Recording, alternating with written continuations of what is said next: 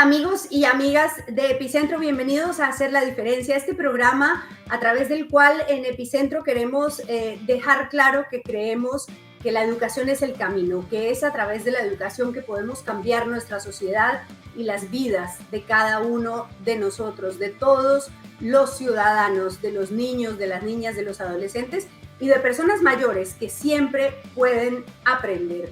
Hoy vamos a tenemos un menú variado, vamos a hablar de la polémica que hay en Perú por la enseñanza de la historia y la formación a los niños, la información de la historia del terrorismo, de la subversión y la educación cívica, que es una ley que se ha aprobado en el Congreso. Vamos a hablar con la historiadora Cecilia Méndez, pero también hablaremos sobre el gran reto que implica para los gobiernos la inteligencia artificial y el desafío para las escuelas. Y también sobre un asunto crítico, el reto de los retos virales para los padres. Con esa noticia empezamos. Los retos virales generan un reto para profesores y padres de familia.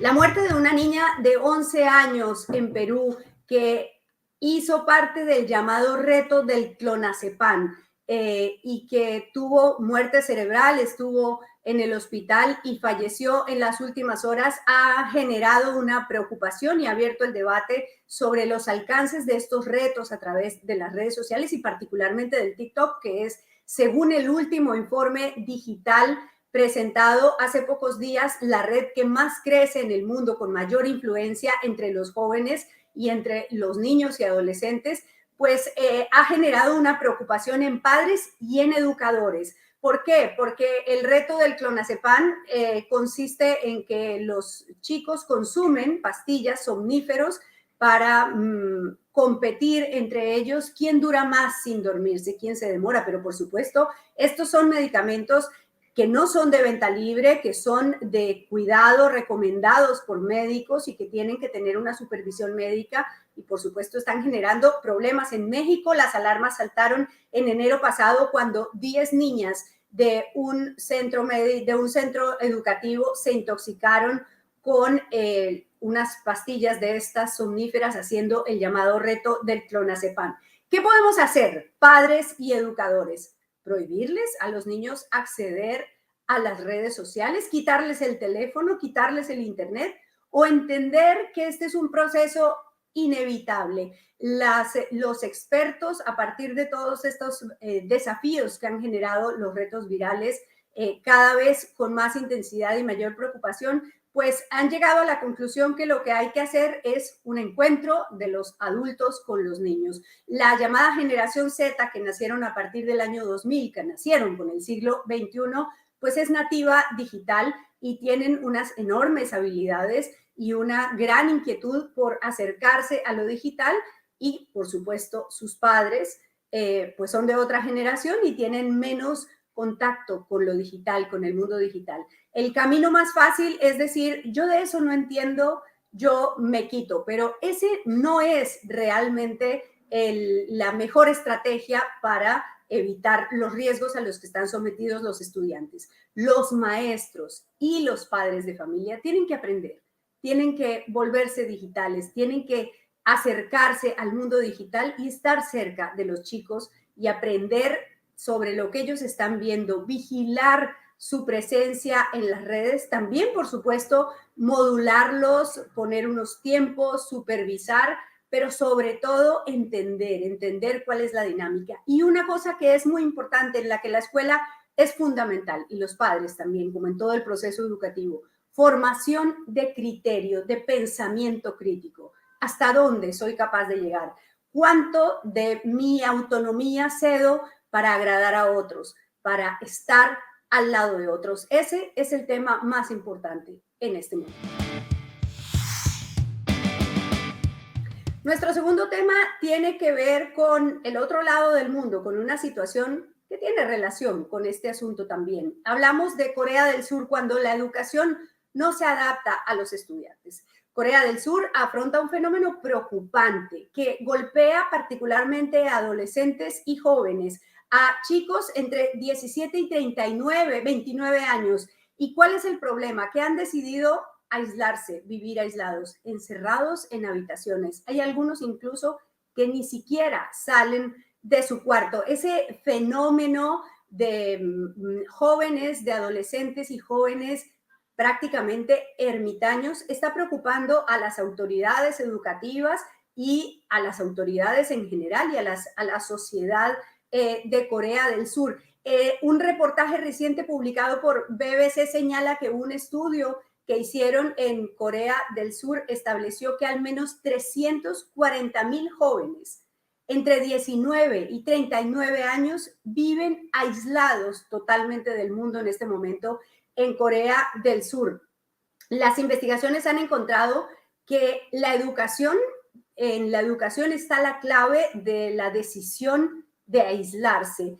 Por un lado, una gran exigencia del sistema educativo y una gran exigencia del sistema y de los padres para que los estudiantes asuman carreras, formación tradicional, que estudien y que se formen en las cosas que los padres o que las academias creen que deben formarse. Y entonces empieza un choque entre lo que los chicos quieren y lo que sus padres o incluso los colegios quieren para ellos. Esa frustración que se genera cuando los chicos no sienten que pueden superar las expectativas de sus padres ha generado un choque muy grande y por eso está creciendo este fenómeno de aislarse del mundo, de olvidarse del futuro. Eso es socialmente muy preocupante y genera un desafío para la educación.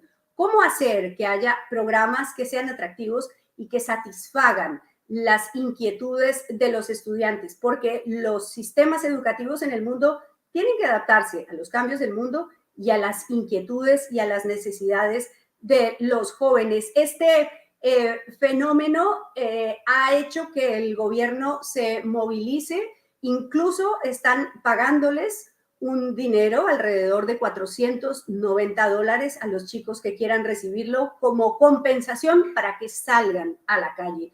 Y también pueden acceder a procesos, a subsidios para operarse, para cambiar su aspecto, para eliminarse tatuajes, arreglarse la piel. Es una preocupación constante la que tiene ahora el gobierno por tratar de sacar a esos muchachos ermitaños de su situación y recuperarlos para la sociedad. Es una alerta, ocurre en Corea del Sur, pero nos ayuda a reflexionar sobre cuánta insatisfacción y cuánta frustración hay en nuestra juventud.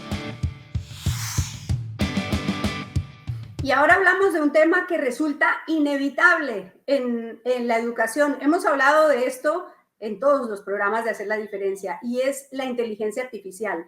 Pues resulta que este es un tema que les preocupa a los maestros, a los padres, a los estudiantes y a los gobiernos. La UNESCO, que se ocupa de los asuntos de educación en el mundo, ha convocado en los últimos días, en la última semana de mayo, a 40 ministros de educación de todo el mundo y les puso una tarea, la tarea de pensar cómo se van a adaptar los sistemas educativos del mundo al desafío de la inteligencia artificial. Los ministros de educación de 40 países se reunieron para mirar cuál es el estado de las cosas, cómo están preparados los sistemas educativos y cómo están preparados los profesores, los estudiantes y los países, la infraestructura tecnológica, la intercomunicación, la conectividad para afrontar el desafío de la inteligencia artificial. Las alertas de los creadores de inteligencia artificial y de los pensadores, ya lo hemos hablado aquí, son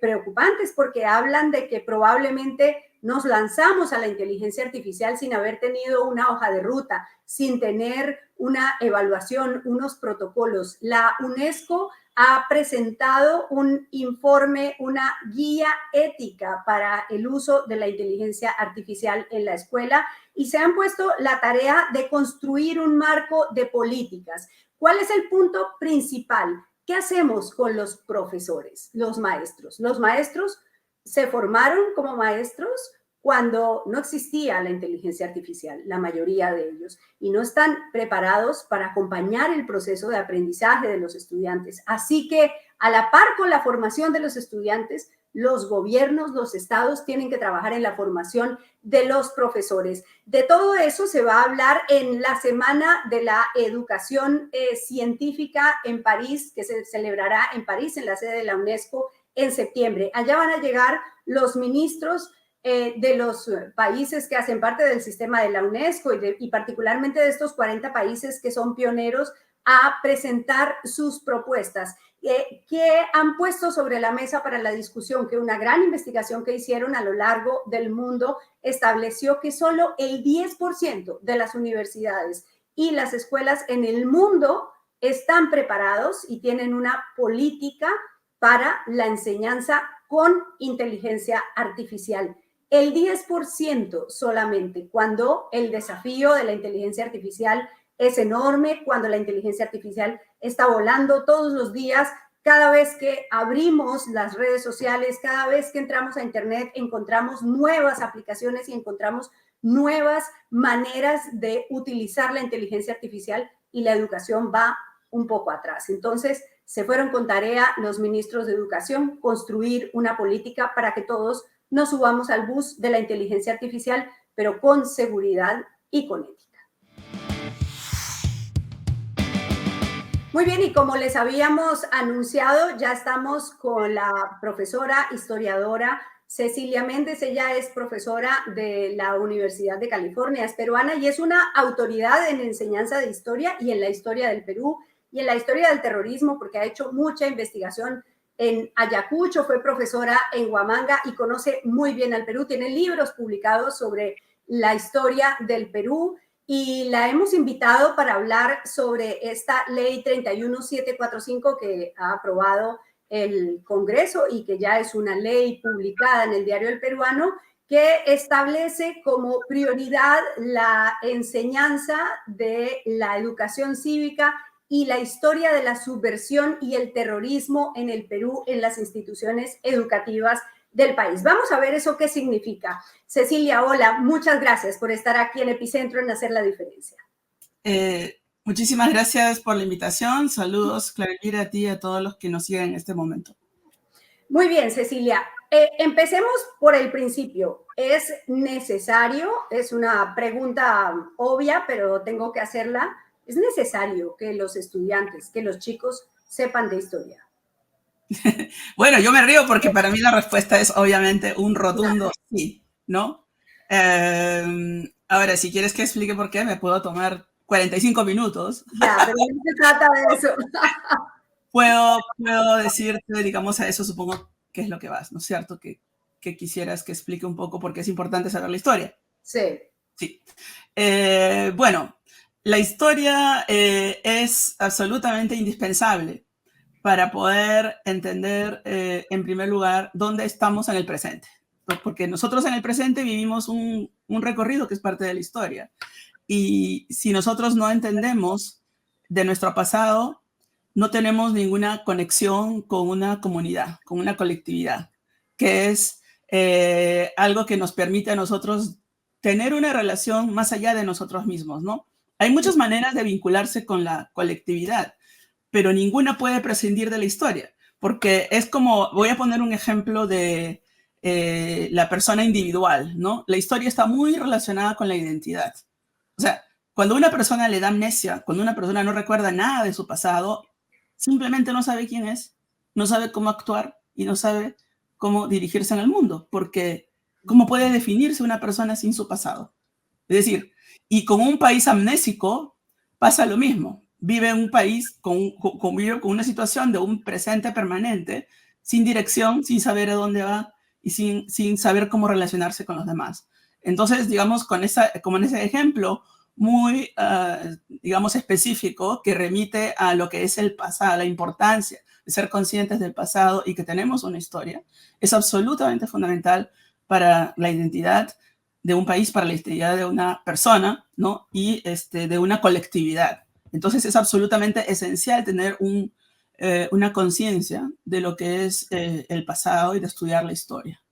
Ahora puedo seguir yo veo hay dos maneras en que, no sé si quieres parar aquí o si sigo, porque puedo seguir. No, yo creo que podemos entonces plantear, ya entrar en el tema de esta ley. Y claro, si uno no sabe qué tiene el currículo escolar en el Perú, pensaría, bueno, en el Congreso han descubierto una cosa importantísima y es que hay que enseñarles historia a los muchachos y parte de la historia es lo que pasó en los años 80, 90, 70, 2000 en el Perú. Y entonces mi pregunta es que hasta ahora no se les ha enseñado eso a los muchachos. Sí, antes de ir al punto específico, quería dar solo una otra razón por la que es importante saber la historia y enseñar la historia. Es que a pesar de lo que ya he dicho, de esta cuestión de la identidad y reforzar y orientarse, es importante para saber cómo llegamos a los problemas que tenemos y cómo poder resolverlos, ¿no? Porque una de los grandes temas de por qué no se resuelven los problemas de un país es que se terminan repitiendo los mismos patrones que ya se vivieron y justamente no se solucionan porque no se hace caso de la historia, no se escucha la historia. Entonces, eso es absolutamente fundamental, tener una idea. La historia puede ser como un mapa del futuro, como un lugar donde tú ya has transitado, de repente tú ya no quieres volver a transitar, si quieres mejorar la situación, o sea, para resolver el problema. Entonces, creo que en este sentido también la historia es súper, súper importante y necesaria, ¿no? Lo que sucede, por ejemplo, en el Perú, en términos de la violencia que se está viviendo, de la represión tan fuerte del Estado, es una cosa que se ha vivido en otros tiempos. Entonces, creo que es importante entender cómo no se debe repetir eso. Y ahí yendo al tema concreto que me preguntas de esta ley, es una excelente pregunta porque efectivamente esta ley dice que se declara de interés nacional, estoy leyendo literalmente, ¿no? La introducción de contenidos curriculares de estudio sobre educación cívica e historia, pero él pone efectivamente la historia de la subversión y del terrorismo en instituciones educativas. Hay que ver aquí que se utiliza una palabra muy específica que es subversión. Subversión es una palabra que le da una connotación intrínsecamente negativa a una rebelión, ¿no? Si tú usas palabras como rebelión o protesta, son palabras más neutras, pero en cambio subversión le está dando como la palabra policial a la rebelión, ¿no? De subvertir el Subvertir, orden. sí, como que me salió el inglés, se me salió el inglés, digo que subvertir, claro, le estás dando una palabra como algo que se mete ahí para estorbar o para irrumpir y irrumpir algo que supuestamente es la paz, ¿no? Entonces yo veo desde el saque en esa ley una connotación negativa de la historia de las protestas, ¿no? Que las califican como subversión. Y la otra es que, y el terrorismo en el Perú, y la otra parte de tu pregunta tenía que ver si es que no se habían incorporado estos contenidos antes, ¿no? Y lo cierto es que sí se ha estado dictando porque se ha incluido en textos escolares la historia de los años 80 en textos escolares que no estaban regulados por el Estado necesariamente y que han suscitado polémicas en el pasado. Ya, yo recuerdo algunas polémicas sobre cómo se quiso censurar, no sé si se llegó a censurar unos libros de una editorial que eran para distribución en escuelas por la manera como veían la historia del terrorismo y se los acusó justamente desde el Congreso, me parece, de estar como favoreciendo el lado de la subversión terrorista. Bueno, en ese caso sí es el terrorismo, digamos, de Sendero Luminoso, sí se puede calificar como algo, pues, bastante grave. Pero bueno, no es que no haya habido, sino que yo sepa, por lo menos no estaba regulado con ley, ¿no? Ujú. Entonces, creo que es importante saber esa historia definitivamente, y no es que sea la primera vez que se hacen esfuerzos desde el Estado. Yo creo que el primer esfuerzo importante desde el Estado fue la Comisión de la Verdad. O sea, hay maneras de educar, ¿no es cierto? Y Sí. a partir de la Comisión de la Verdad, que surgió un texto que es el más importante, digamos, en lo que va del análisis de la historia reciente del Perú, de 9 volúmenes, testimonios, análisis, estuvo paralelamente a esa iniciativa. También se creó el lugar de la memoria, que es un Ujú. lugar que ha acogido diferentes testimonios de los diferentes actores del conflicto y a los cuales iban o van escolares también a aprender la historia reciente del Perú y de la época que llamamos a la época del terrorismo, en los 80 y 90, al museo. O sea que ha habido desde el propio Estado ya iniciativas para entender esa parte de nuestra historia. Y habría que ver cuál es el propósito más específico de esta ley, ¿no? Sí, entonces, enseñar historia de la subversión implicaría enseñar solo un lado, enseñar que lo que pasó aquí, que es una postura política, digamos, que ha habido, que es, aquí lo que hubo fue un ataque terrorista contra el Estado y el Estado se defendió. Eso es una visión sesgada que termina la ley imponiendo para la enseñanza de la historia. No sé si estoy siendo clara con el planteamiento. Está siendo muy clara, Elvira.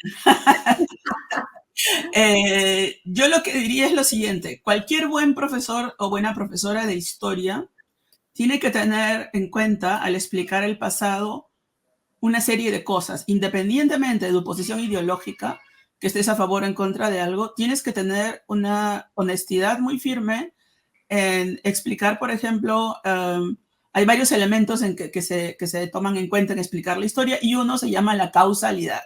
¿Okay? La causalidad estudia como dice su nombre, las razones por las cuales suceden los fenómenos, ¿no? Entonces, si tú enseñas una parte de la historia, no la puedes enseñar sin causalidad, no la puedes enseñar sin decir por qué ocurrió, no puedes decir, esto sucedió porque una gente muy perversa y mala quiso hacer esto, ¿no? Sea de cual sea el lado, puede ser del lado del Estado, o sea, del lado que se opone al Estado, ¿no?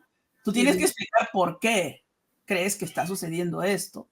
Y dentro de la causalidad no existe, y eso fue algo que yo le aprendí leyendo mis primeros libros de metodología de la historia, que son algunos muy hermosos, como el libro que yo recomiendo a todo el mundo, de Marc Bloch, un historiador francés que fue fusilado en la época de la Guerra Mundial, de la Segunda Guerra Mundial, en los años 40, por pelear del lado de los aliados, que escribió una cosa que nunca me voy a olvidar en su libro Introducción a la Historia, que dice que no existe en la historia el monismo de la causa.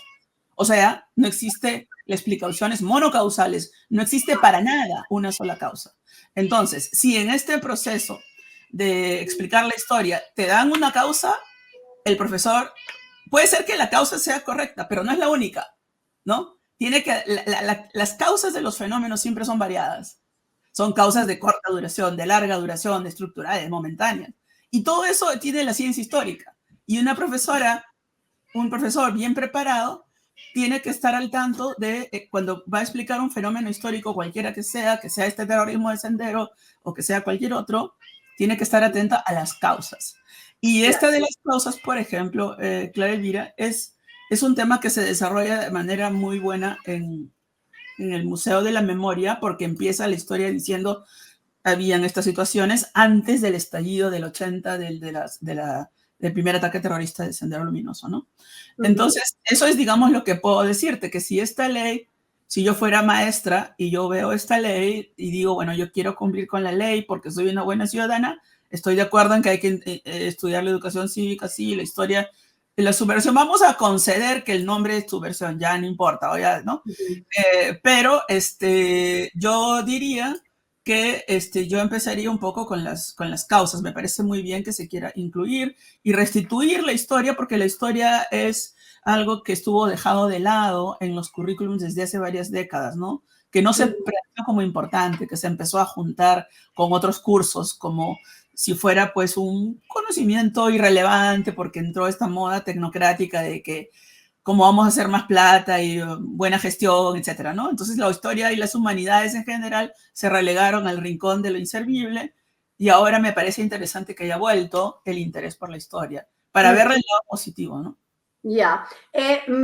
Cecilia, ¿qué significa Sí. tener conciencia histórica? Leía el otro día una columna de Carolina de Belaunde sobre este tema en IEP y ella decía, bueno, aquí lo importante es que haya conciencia histórica, pero ¿qué significa eso y cómo formar el criterio y la conciencia en los estudiantes? Sí, es una hermosa pregunta, yo diría, porque la conciencia tiene dos partes, ¿no? Uno es la conciencia y el otro es la historia, ¿no? Son bien importantes y creo que el punto de partida filosófico de esa pregunta es que te está invitando a pensar, en ser consciente de la historia. Yo lo veo de dos maneras que se relacionan a lo que dije al principio, ¿no? Uno es que nosotros uno es, digamos, que voy a ver el lado positivo de que nos sirve tener una conciencia histórica, que sería una conciencia del pasado, de la importancia del pasado, pero tiene que ver también con la colectividad, como te decía. Te pongo otro ejemplo para salir digamos, de lo que es la gente asocia con historia. Te pongo el ejemplo de la comida, ¿no? O sea, si tú puedes comer una deliciosa quinoa o unas deliciosas papas, no es porque a alguien se le inventó, o sea, que puede ser que un chef te haya dado un toque, pues, especial, ¿no es cierto? O una cocinera, un cocinero.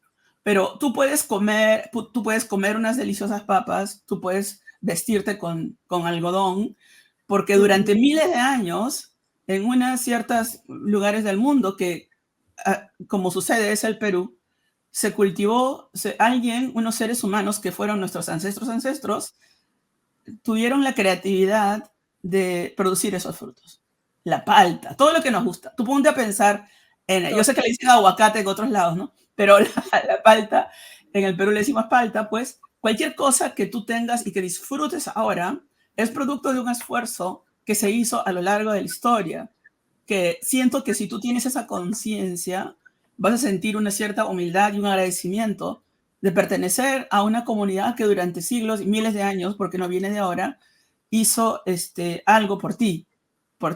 Y en tanto tal, tú puedes y sientes agradecimiento solo si eres consciente de que hay una historia, que es la historia de seres humanos que estuvieron, como te digo, pues con su creatividad y trabajo, hicieron posible que tuvieras estos frutos. Entonces, eso es algo que sale de ti y en un tiempo individualista donde lo único que se aplaude es digamos, la competencia individual y por eso la fama de los chefs se olvida de los productores, se olvida de los campesinos, se olvida de los agricultores que durante milenios crearon ese producto rico que vas a comer. Y si solo nos fijamos en el presente, los únicos que se van a celebrar son los que tienen pues más dinero, más poder de que sus nombres y sus caras circulen. Y creo que eso te hace humilde, ¿no?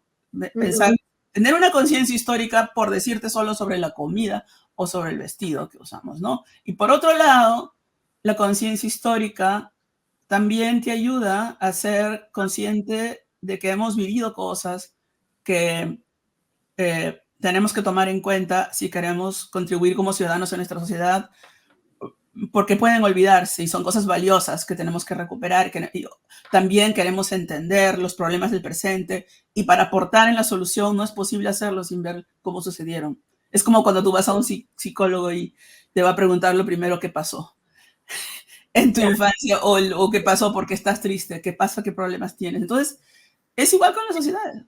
O sea, es simplemente a mí, por eso si yo no creyera esto, yo no sería historiadora. Porque a mí me parece una de las profesiones más maravillosas. O sea, porque tiene que ver con apreciar tu comunidad, ¿no? Pero a lo largo de la historia, apreciar y relacionarte y agradecer, ¿no? A todo lo que tú tienes porque alguien en el pasado contribuyó a que tú tuvieras esto. Y tienes que cuidarlo, ¿no?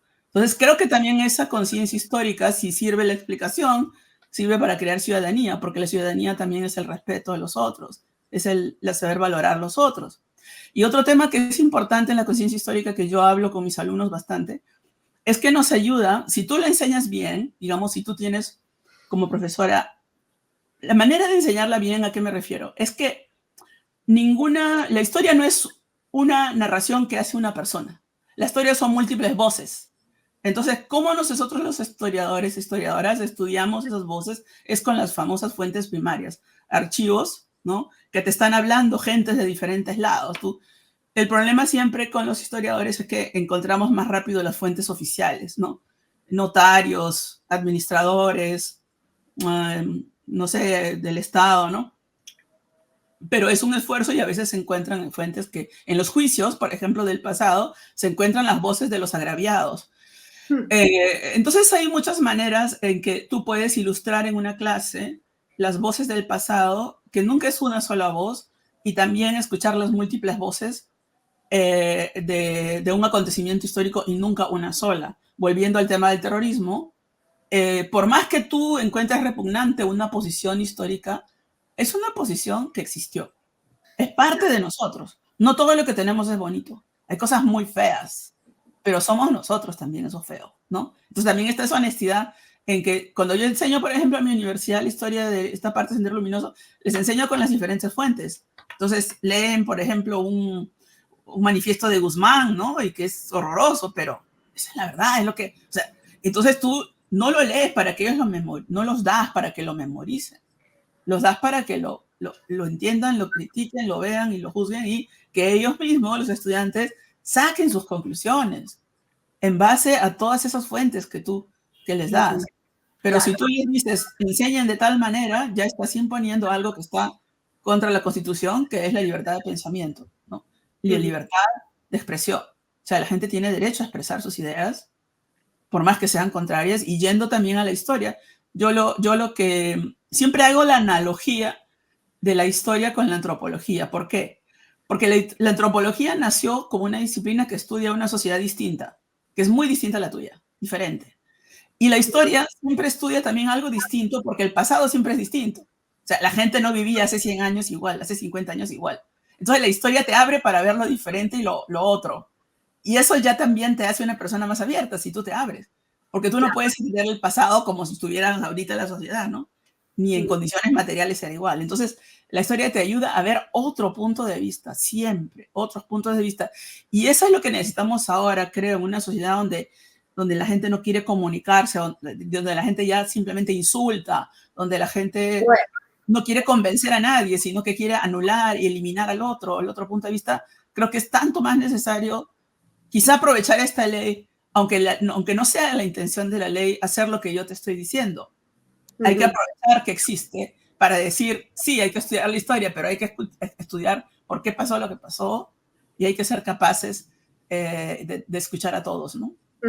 Bueno, pues para los interesados y quienes no lo saben, Cecilia es autora, es especialista en el siglo XIX, es autora de libros premiados como La República Plebeya, Huanta y la formación del Estado peruano 1820-1850, que fue considerado el mejor libro de historia en el 2014 en Perú, y también ganó un premio en Estados Unidos, ¿no? En 2005. Así que conoce bien, también tiene una investigación continua sobre la construcción, las bases rurales de la construcción del Estado peruano y una investigación sobre Túpac Amaru que es continuada. Así que, ¿quién mejor que ella? Y ya lo han visto para ayudarnos a pensar en la importancia de la historia. Cecilia, gracias por estar en Hacer la Diferencia y gracias por